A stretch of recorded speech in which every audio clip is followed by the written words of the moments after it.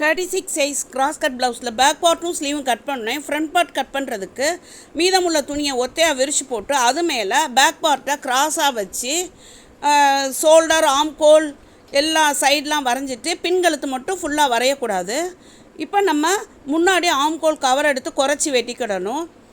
இப்போ ஃபஸ்ட்டு முன்கழுத்து வரையணும். அதுக்கு ஹூக் பக்கம் உள்ள முன்கழுத்து மேலே வர்ற மாதிரி நேராக வச்சு மேலே ஷோல்டர் ஸ்டிச் பண்ணுறதுக்கு இடம் விட்டு இருக்கிற அளவை விட 1/4 இன்ச்சு மேலே ஏற்றி குறித்து முன்னங்கழுத்து வரைஞ்சிட்டு ஆம்கோல் கடியில் உள்ள சைடு தையலில் இருந்து அந்த முன்னங்கழுத்து வரைக்கும் உள்ள அளவை பார்க்கணும்.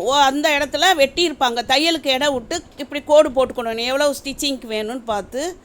இப்போ நம்ம மிட் பாயிண்ட் கண்டுபிடிக்கணும். ஷோல்டர் ஸ்டிச் பண்ணுற இடத்துல இருந்து இந்த மிட் பாயிண்ட் குறிக்கும் போதே இழுக்கக்கூடாது. முன்பக்கத்தை அளவு சட்டையில் உள்ளதை நேராக வச்சு பார்க்கணும். இழுத்தோம்னா அளவு கூடிரும். இப்போ உயரம் மிட் பாயிண்ட்டோட உயரம் குறிச்சாச்சு. இப்போ டாட்டோட உயரம் குறிக்கணும்.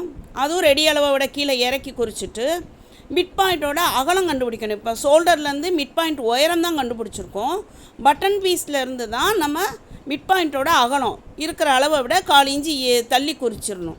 இது 4 இன்ச்சு இருக்குது, அளந்து பார்த்துக்கோங்க. ஒவ்வொரு சட்டையிலும் ஒவ்வொரு மாதிரி இருக்கும். இது நேராக வரணும், கிராஸாக வரக்கூடாது, ஒன்று போல் இருக்கணும், இல்லைன்னா கிராஸ் மாறிடும். இப்போ டாட் எவ்வளோ அகலம் பிடிச்சிருக்குன்னு பார்த்து 1.25க்கு ஒரு புள்ளி கூட இருக்குது, அதை மார்க் பண்ணிடணும். அப்புறம் முன்கழுத்தை கரெக்டாக அந்த இடத்துல பட்டன் பீஸுக்கு நேராக குறிச்சிருக்கோம்ல அந்த இடத்துல வச்சு இருக்கிற அளவை விட 1 இன்ச்சு கீழே இறக்கி குறிச்சிக்கணும்.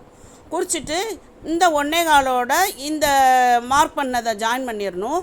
இதுக்கப்புறம் நம்ம ஆப்போசிட் உள்ள இன்னொரு முன்பக்கத்தோட உள்பக்கம் திருப்பி சைடில் உள்ள உயரத்தை கண்டுபிடிச்சி இந்த 1.25ஓட இப்போ மார்க் பண்ணதை ஜாயின் பண்ணிடணும்.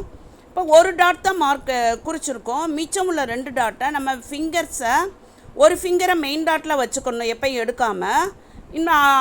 இந்த இன்னொரு டாட்டை குறிக்கிறதுக்கு அதில் ஒரு ஃபிங்கரை வச்சு பார்த்தோம்னா நம்ம டைரக்ஷன் டிஸ்டன்ஸ்லாம் க்ளீனாக தெரிஞ்சிடும் அடுத்த டாட்டோட.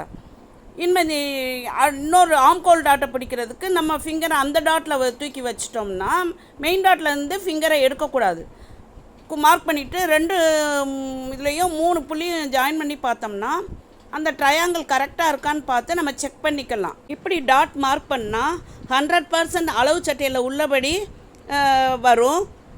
இதனோட கன்னியூ வீடியோவை நெக்ஸ்ட் பார்ட்டில் பார்ப்போம். Thanks for all. Please subscribe my channel.